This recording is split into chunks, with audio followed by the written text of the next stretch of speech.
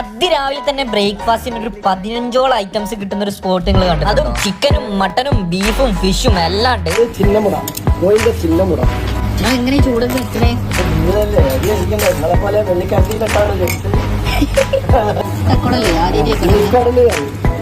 അതെവിടെയും കിട്ടാതെ മാങ്ങാപ്പെട്ടി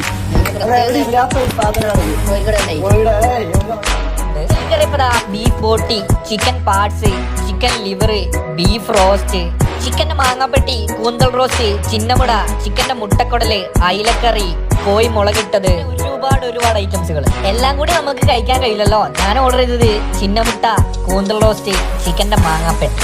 ചിന്നമുട്ട പുട്ടിന്റെ മുകളിലേക്ക് അങ്ങോട്ട് ചെരിഞ്ഞിട്ട് പുട്ടിന്ന് ചെറിയൊരു കഷ്ണം എടുത്തിട്ട് നുള്ളുക. എന്നിട്ട് ആ ചിന്നമുട്ടയും കൂട്ടി അങ്ങ് കഴിക്കണം. അപ്പോൾ നല്ല അടിപൊളി മസാലയാണ്. നല്ല കുരുമുളക് ഇട്ടൊരു കിടില മസാല, കഴിക്കാൻ അടിപൊളിയായിരുന്നു.